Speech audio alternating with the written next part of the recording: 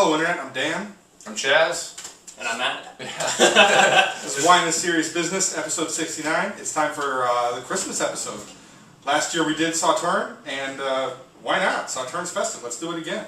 Yeah, and we love it, right? So yeah. Picked up a whole selection of really weird stuff. Trying to keep it current vintage. I know 07s are kind of the ones that are on the market right now. We got some 06s, and we got kind of a special little thing going on here with the Suduirauts that we got here on the end. Little mini vertical. Yeah, So, it's kind of, we start getting into it, and you start getting excited about it, like, let's drink some more Sauternes. Yeah, let's do it. First, let's introduce I know, we dropped his name, we should do a little more. I'm just over on the side here. Yeah, so this is our friend Matt. He's been friends with Chaz for a few years. That's how I met him. He's big into brewing beer. He just started making his first batch of wine just this year, but we've done some drinking. Botrytis Riesling. Yeah, Botrytis Riesling, so it might go well with this. So. Yeah, he's got he's got some good opinions on fermented beverage, pretty knowledgeable, good conversationalist. We're like, yeah, let's get you on the show. So, anything you want to say? No, that's about it. I mean, I'm just. What kind of wines do you like? What kind of wines do you like? I like Rieslings a lot, of course, and then of course Pinots because it's part of the living in Oregon thing, and then I like a good Malbec as well. So that's cool. And you like the whole range of Rieslings? You like the super dry? I do like all of them. I lean towards the drier ones, but I can appreciate the sweet ones. Awesome. See, we're gonna have this guy back more for sure. This is perfect.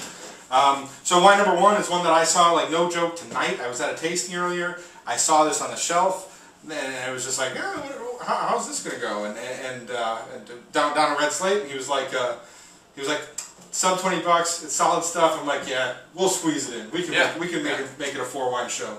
So this is Chateau Les Tuileries, 2006.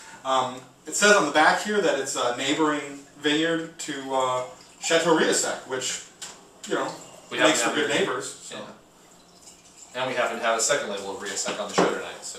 Yeah, so let's see how it goes. It is.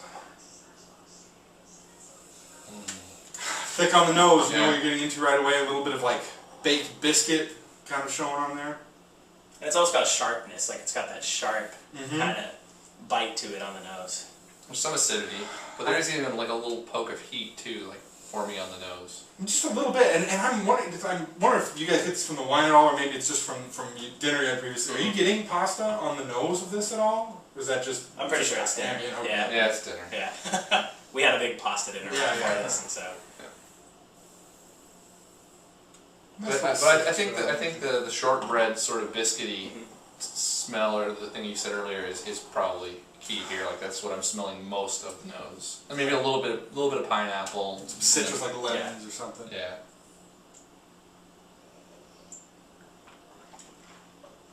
Wow, that is nice. Bright fruit, so the lemon flavors show, but like some really good juicy apricot that hits right away. And evolves a little bit. It's not like this overwhelming complexity, but there is a little bit of a rise in the fullness and the juiciness of it. It's really delicious. We've got an off-camera pour here too. Is this tannic? I don't really get a lot. I suppose it's possible, right? Spend some time in oak. It said both French and American, so one thing there is some grip to this. Yeah, it's and the finish, which is kind of throwing me off because I expect like a richness, like just a flowing richness, but on the finish there's acidity and gripping tannin. The thing about the grip is I think you mentioned the apricot, the juicy apricot, but I also get like a little bit of dried apricot almost on the finish, and that might be that sort of grip that you get.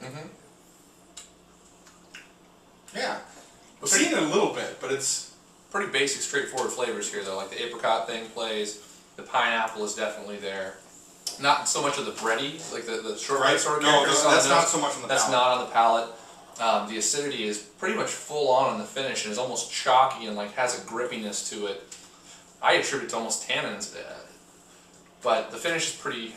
And I like it better on little sips. As I'm taking bigger drinks, I'm actually getting a little bit of that heat coming up in the back. But the flavors are really nice, and the point is, like, this can be a really expensive type of wine to get, and for sub 20, it's good. This is totally delivering. I'm gonna go 88 minus. Nice wine. I really like those apricot flavors. Yeah, for basic Sauternes, this is a very nice bottle of wine, under 20 bucks, 88 points for me. And I would go a little lower just because the finish really wasn't there for me, so I'm leaning about an 85. But that mid and the smell is amazing. So Right. Cool stuff. We're gonna get into the rinse here. I don't know. Probably should try and talk about something interesting. So how much botrytis was on the Riesling?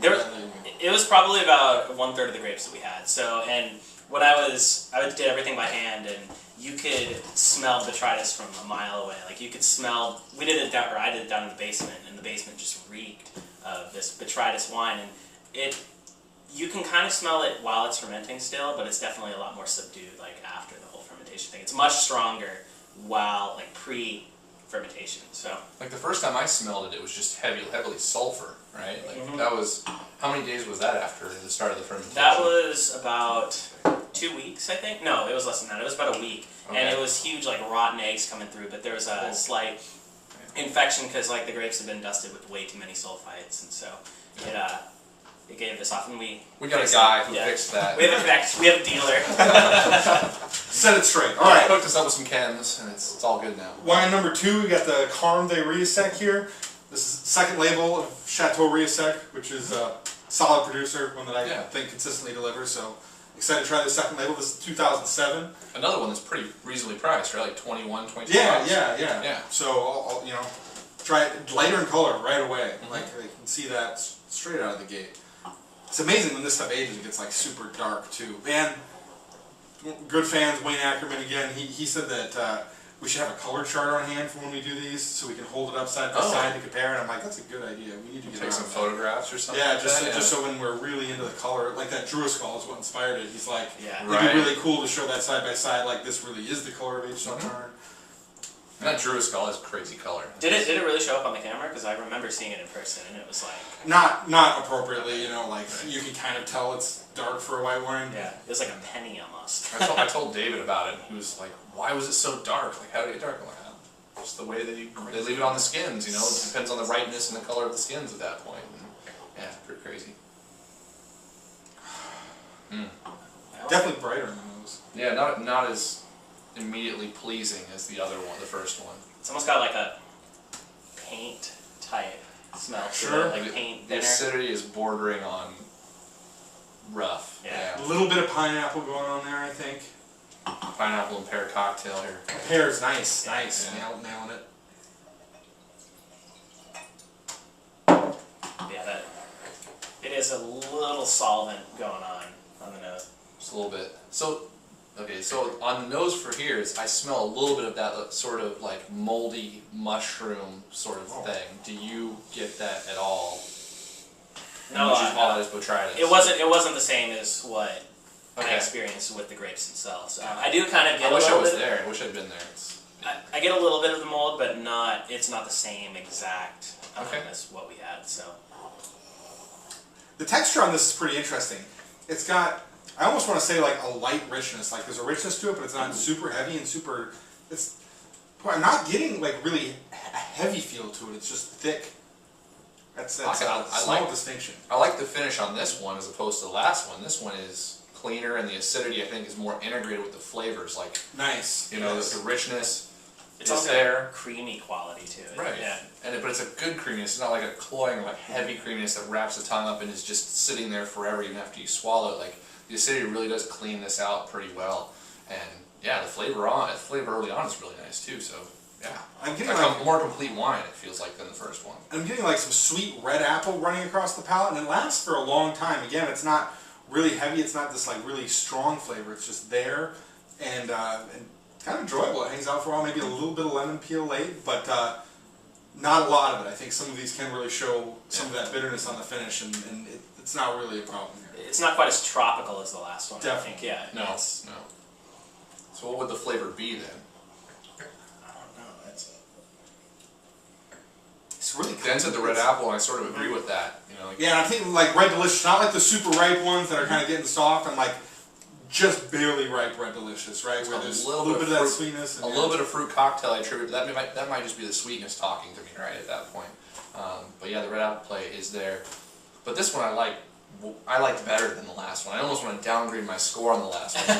Go for it, you can do that. Because yeah, I feel like more 87 points on that one and 89 on this one, because this one has really nice flavor, and the integration and the way it's put together is much better than the last one. Yeah. I'm definitely going that pushes up to an 87. I still stand by my score on that one, but this one definitely a bit better. Even with that slight solvent kind of smell, but the flavor is just fantastic. Yeah. It just like flows across the This tongue is so dessert smoothly. wine. This Yeah. is good dessert wine. The texture's good. You know what? I'm actually in disagreement, right? There's a little bit of disruption on the back end here, but the evolution of the apricot flavor puts this up for me. I'm going to go 87 points on that one. Drop it down a little bit. Still solid wine, still in the $20 range. Totally delivers if you see it around, interested in checking it out. If I was going to age either of these, though, purchase either of these to age, it would be this one. No Agreed. doubt, because Agreed. of the integration, because of the balance. Yep. Like, will this one ever come together? I don't know, but this one is already together. And Yeah. even the harshness on this will subdue quite a bit over time. So, and that's just going to leave something wonderful. Yeah, Absolutely. it could be really interesting. So, all right, on to the good stuff. We got Chateau Suduiraut here, 2007. Consistently, you know, one of my favorite producers from Sauternes. I mean, we're not quite up there enough that we can drink the Chem, you know, hardly. We have once. Yeah, exactly. Yeah. You know, so it's still like an enormous treat. So Yeah. these are like Suduiraut is probably the favorite house that I can afford, actually. So, Mine's probably Rieussec. all right. I've had many good experiences with Rieussec over the past. Mostly 05. I've had 05 more than anything, I think. That's Good stuff. That's good stuff, yeah. Putting that rinse down, and I've been thinking, I was writing up some more notes at the tasting tonight, and was reading a blog, so we're shooting this a little in advance for Christmas, but Scott Paul posted an interesting blog talking about how, despite like the rave reviews and everything, how few Oregon wines made it into the top 100 of the big publications. It got me I saw that. Yeah, I saw that, it got me thinking a lot about, you know, it's not so much the quality of Oregon wines that speaks to. It speaks to the audience of these publications. It speaks to the tastes of their reviewers, and really to encourage people to, you know, talk to everybody about wine. Get on sites like Grape Stories and see what people you agree with, see whose palate you agree with, and seek out other sources of information. Talk on forums and be vocal. Totally. Like, that's the thing. Ask questions. You know, you're gonna get some jerks on there, but you're gonna get a lot of people who just are like us every once in a while and will give you an honest opinion about what we think about wines. And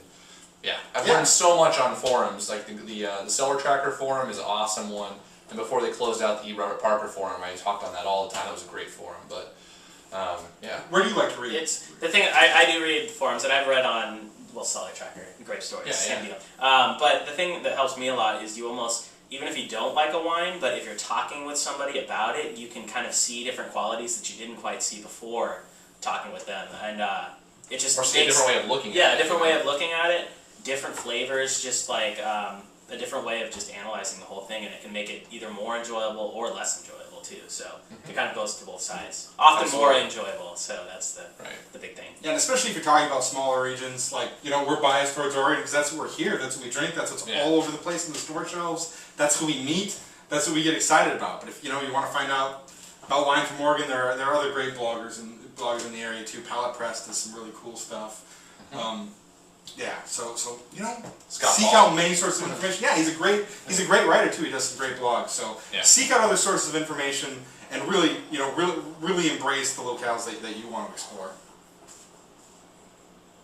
Now this is exactly that smell from what we were having going on downstairs. Really? Like, yeah, it's There's a lot of complexity on the nose. Yeah. So as opposed to the first two wines, for people who don't know so much about Sauternes, as opposed to the first two wines, this is a first growth Sauternes estate. Right. Or Essentially. this is their you know, Chateau label. This is their main. This is label. the main label. This is Their best grapes right here. Exactly. Yeah.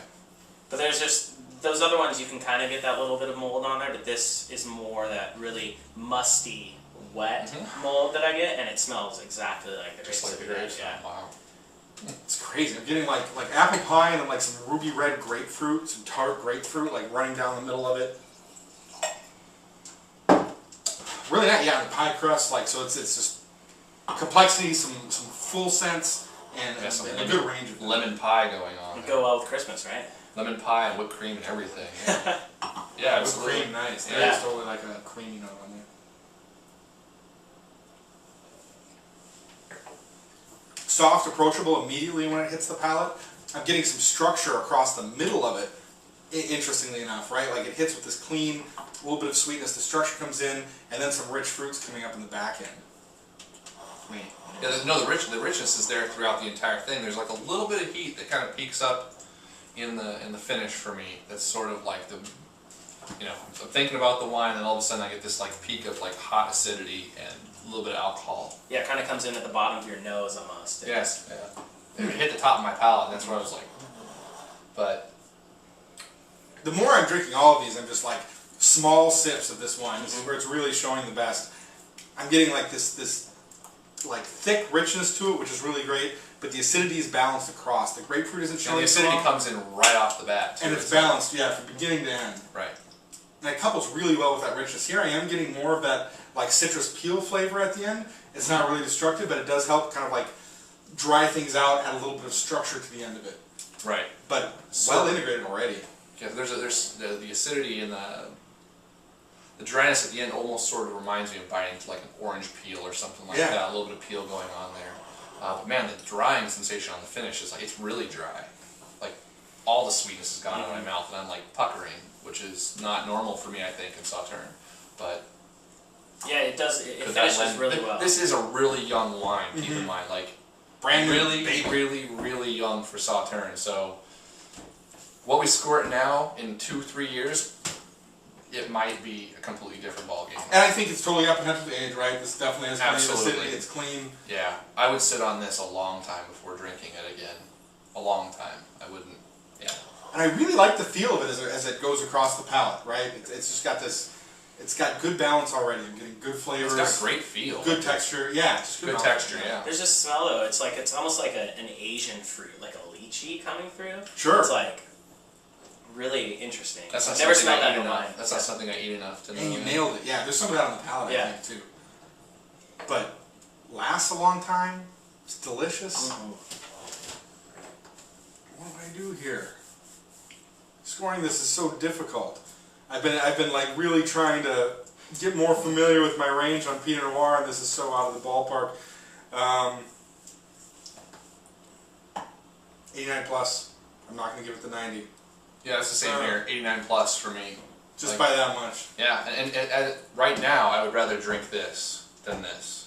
But this, I think, will become the better wine by far. By far. Yeah, by far. There is more complexity. There's something underneath that is much better than this, but this is drinking better, but better now, I think.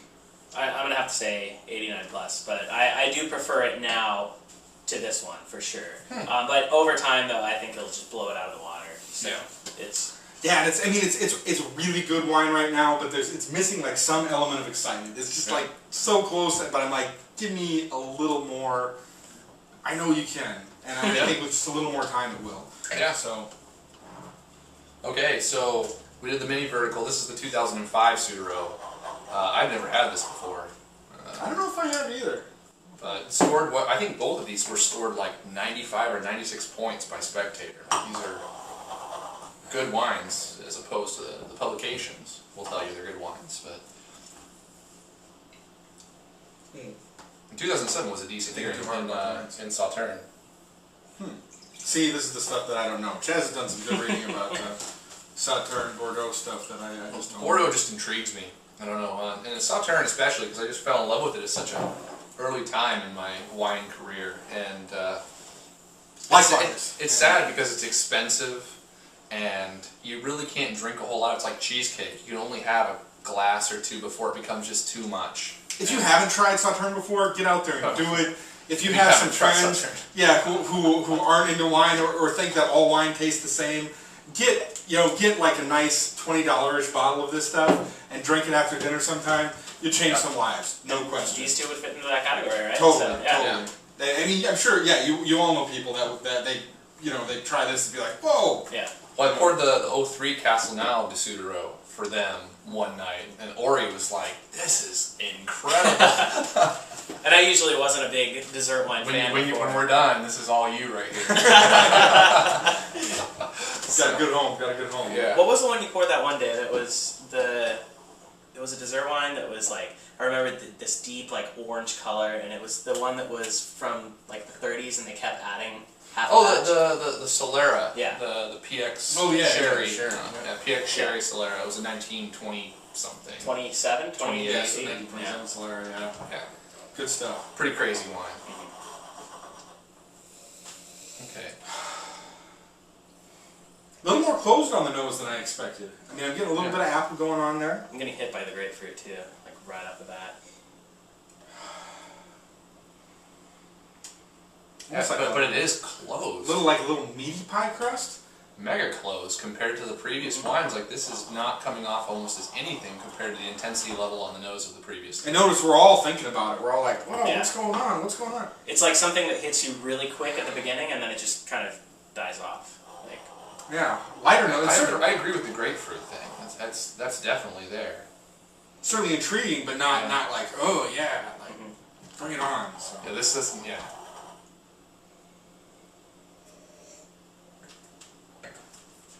Again, like super clean entry.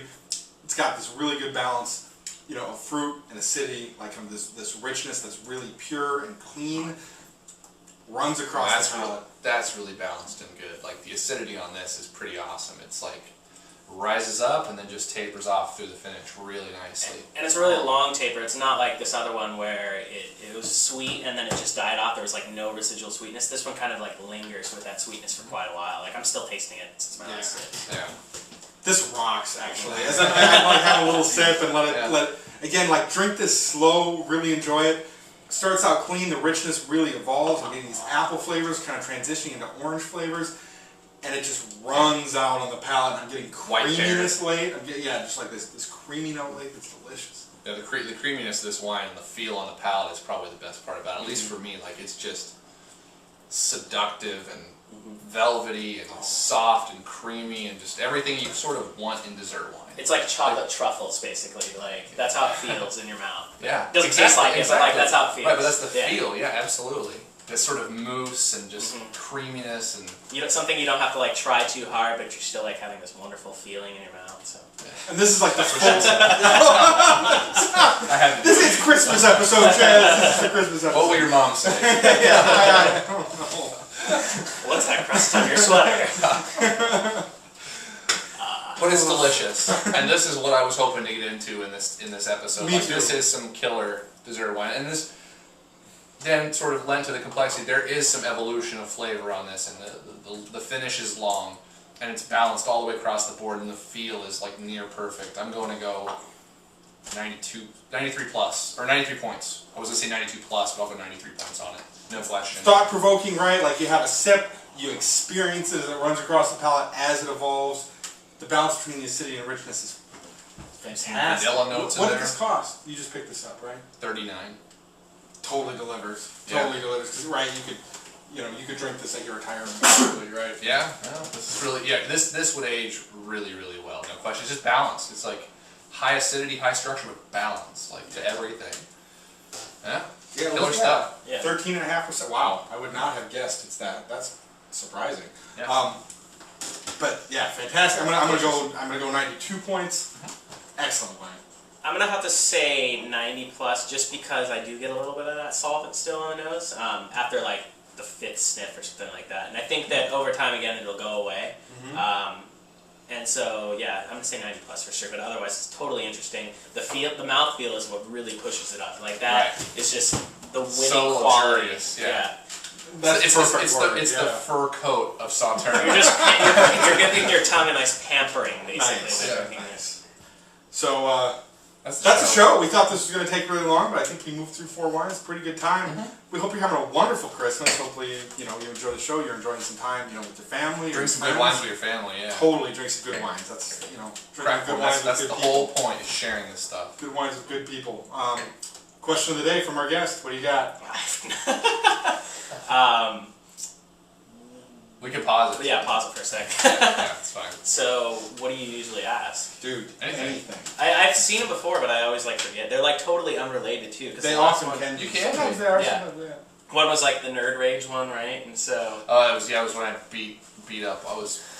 Dan walked up and I was playing Modern Warfare 2 and I was Nice. getting destroyed.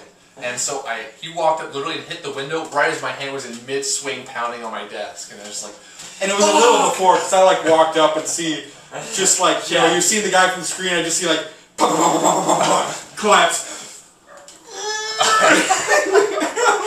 yeah. Okay, I got Like, so the question was, what video games have you ever got the angriest at? Like, Got it. Yeah. so, you got a question? Yeah, I got a good one. Got a question. Sweet. So, introduce? No? No.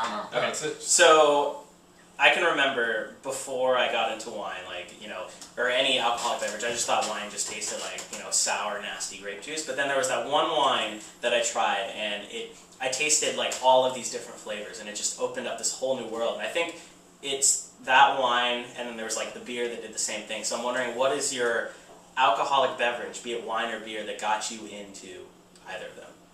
Nice.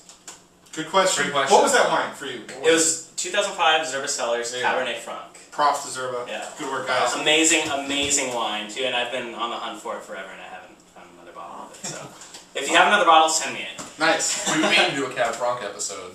We Yeah. know which guest to have Yeah, on. I'd be now. down. So, So, good show, good guest. Have a good Christmas. We'll see you for the New Year's show.